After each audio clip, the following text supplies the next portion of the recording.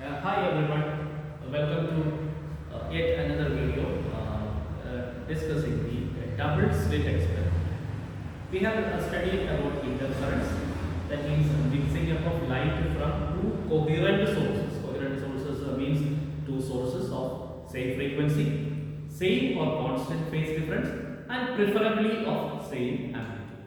So when light from two coherent sources mix up at a point, there will be redistribution of energy. Light from two different points mix up, they add up, there will be maximum amplitude, minimum amplitude, there will be maximum intensity, minimum intensity, etc. So the energy from two different sources mix up at a point and redistribute itself for forming maximas and minimas. Let us see how it is being done. So dear children, we can make coherent source from the same source only, because two independent sources will never be coherent. Two independent sources, that means light from two different bulbs, will never be coherent, because it will have at least a minute difference in their frequency.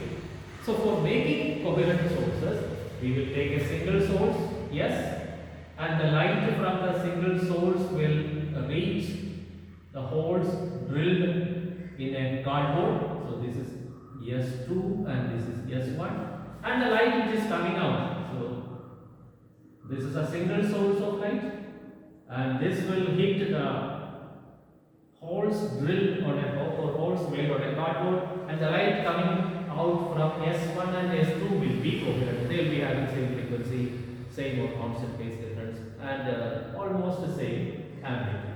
And here we keep a screen. Here we keep a screen which is at a distance of capital D from the double slits.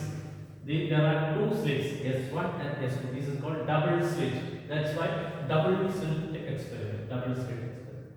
So the light from S1 will reach the point B. Light from S2 also will reach the point B. Okay, and this is the center. Alright, and the slits are separated by a distance D. Slits are separated by a distance D.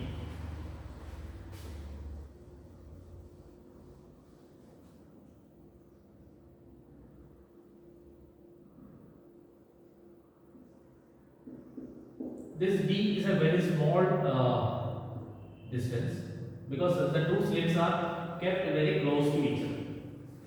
So this distance will be D by 2 and this distance will be D. And this distance is X. This distance is X. The point what we are considering on the screen is at a distance X, small x, from the center of the screen. At the point P, light from S1 and S2 are mixed up. Okay? And there these two light from these two sources mix up, and interference happens at point B. Interference, once again, interference, mixing up of light from two coherent sources, resulting in redistribution of energy. That is called interference. For interference to happen, what are conditions? Condition is light from two coherent sources should mix up. Okay, two independent sources will never form interference. In a systematic interference won't be there. Okay, so here we have light from two coherent sources, and these light mix up at the point B, and there we get interference. And one more thing we have to remember here is, for maximum or brightness, we need path difference to be n lambda, and for minimum or darkness, we need path difference to be n plus half lambda. Path difference to be n plus half lambda. Then it will be minimum. Let me make it more clear. See, for maximum, it is very simple. Two waves are there like this.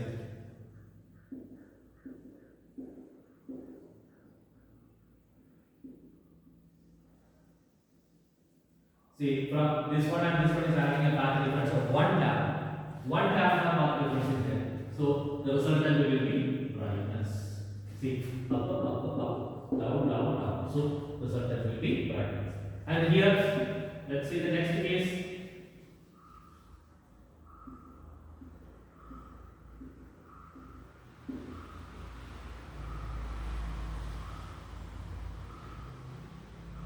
This wave and this wave is having a path difference of half lambda. See, half lambda. Just half lambda. See, just move right side. Just a path of half lambda. Half of lambda is moved to the right side. It started from this point. This started from this point only. This is half a lambda. Half a lambda moved to the right side. So the path difference is half lambda. When these two waves are added up, we will get this down, up, 0. Up, down, 0. Down, up, 0. So this is dark. So this is the method to find brightness and darkness. So remember, if the path difference is an integral multiple of lambda, that is n lambda, then it will be brightness. And if the path difference is n plus half lambda, it will be darkness. Now let's find out how much is the path difference between the waves which are coming from S1 and S2. So the path difference between these two. Path means simply path. Path means how much distance it is traveling. So it is traveling through the path S1B. Second one is traveling S2B. So the path difference is path difference equals S2B minus S1B. So this is the path difference. Very simple logic. There is not much mathematics or physics involved in this. S2P minus S2. Let's find out S2P squared. So this is the right triangle. See, this is the right triangle. So S2P square is D square plus this distance. See, S2P, this is the right triangle. So this distance is x plus d by 2. X plus d by 2 square.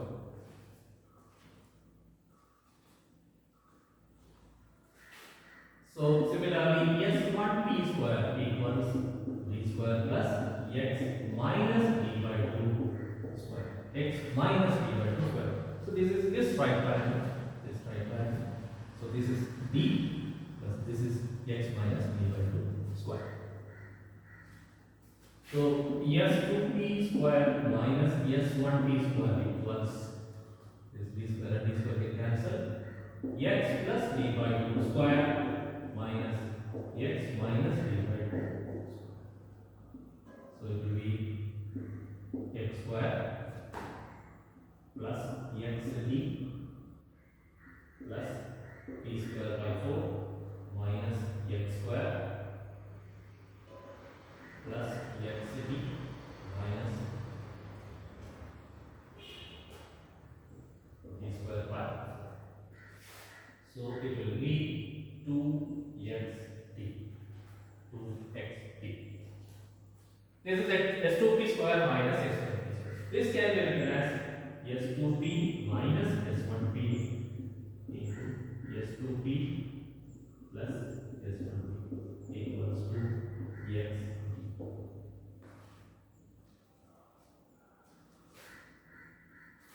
Since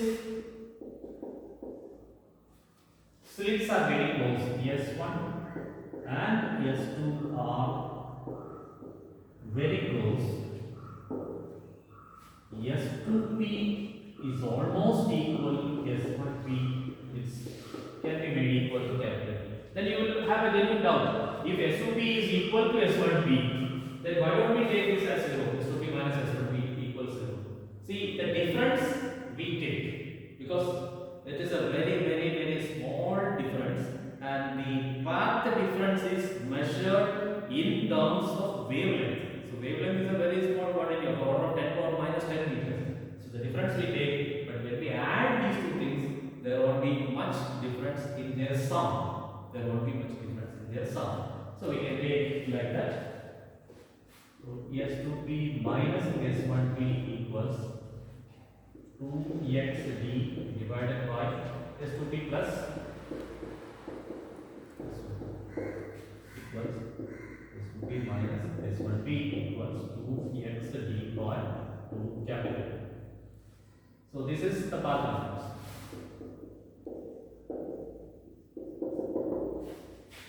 Equals x d by capital. For brightness, path difference is equal to n lambda. It is equal to x small d by capital. Or position of brightness equals bright fringe, brightness or bright fringe equals x equals n lambda capital D by small. So x, the point P which is at a distance x, it will be a bright point if that distance equals n lambda capital D by small. Where n is equal to 0, 1. So at the center, so from this, if n is equal to 0, center will be a bright. Center will be bright. And for darkness, position of darkness,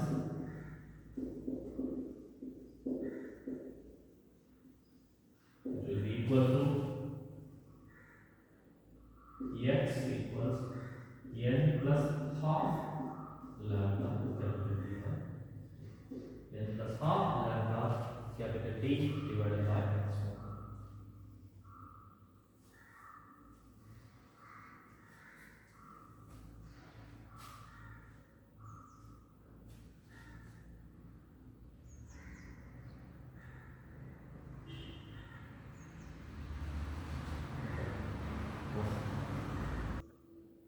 So the position P will be a bright point if it is x is equal to n lambda capital D by D. It is the bright point. And x, this is B, darkness, it is n plus half lambda capital D by small. When you look at the screen, you will find fringes lines. This is screen and you will find fringes. This is bright, this is dark, this is again bright, this is dark.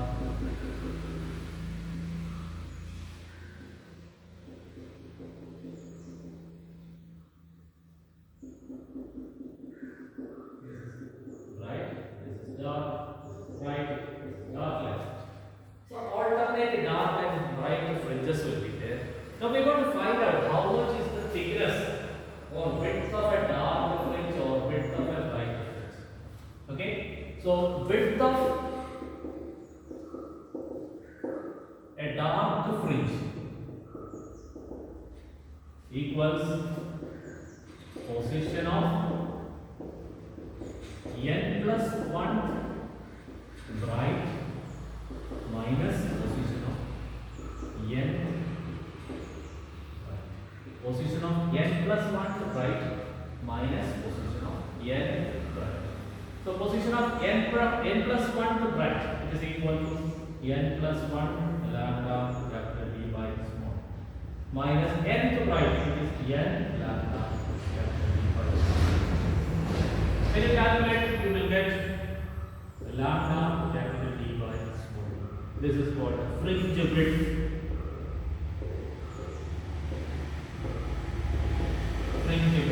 So fringe width beta equals lambda, that is wavelength, multiplied by distance between slit and screen divided by slit separation. This is lambda is the wavelength and capital D is the separation between slit screen and small d is the slit separation. Okay, so this is the width of a dark fringe. Similarly, when you calculate the width of a bright fringe, it will be position of n plus 1 dark minus position of n dark. There again you will get beta of bright fringe, it is also equal to lambda capital D by square. So whatever it is, whether it is a dark fringe or a bright fringe, you will get the fringe width which is equal to lambda capital D by square. So dear children, when you move the screen backward, move the screen away from the slit, the capital D increases, fringe width increases. When you move the screen close to the slit, capital D decreases, fringe width decreases. When you keep the slits closer to each other, small d decreases. When you keep the slit closer to each other, small d decreases and fringe width decreases. Okay? And when you substitute a red color with violet color, red color is having more wavelength and violet color is having lesser wavelength. So when you substitute this experiment, you were using red color and you were substituting it with violet color, wavelength decreases, there again you will get lesser fringe width. This is a very important concept. You should be very careful in dealing with this. Okay, thank you.